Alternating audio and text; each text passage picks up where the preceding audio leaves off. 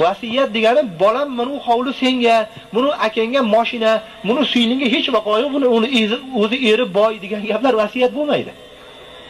Merosxo'riga vasiyat qilishlik mumkin emas. Vasiyat meros olmaydigan begonalarga savobli ishlar uchun sarflanadigan pul dotini vasiyat deydi. Bir odam vasiyat qildi. Masalan aytibdiki, mana shu mahallada mana 100 metrini asfalt qilib beringlar debdi. Tashlab ketgan puli $3000 pul tashab ketgan. Odamni aytgan vasiyati oxirat uchun dasturxon bo'lib men uchun savob borib tursin deb turib aytgan vasiyatiga orqasidan tashlab ketgan merosini faqat 3dan 1ni sarflanadi xolos. Asfalt qilinglar dedi. O'lib ketgandan keyin $3000 pul tashab ketdi. Otasini vasiyat qilgan savoblik joyiga $1000 farzandi sarflaydi. Agar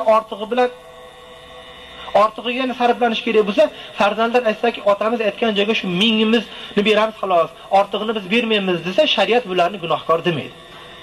Agar aytsa-ki, keyin otamiz aytgan gap bo'lsin, mayli biz o'zimiz meros taqsim qilmasak ham shu otamiz aytgan joyga asfalt qilib beraveraylik deb hammasi baravar rozi bo'ladigan bo'lsa, bu ham bo'laveradi.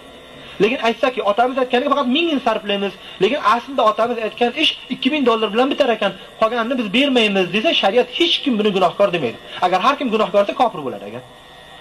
Chunki Xudo taolo buni aytgan. 3dan 1ni sarflaysan, otang aytgan joyga, qolgani seni haqqing deydi.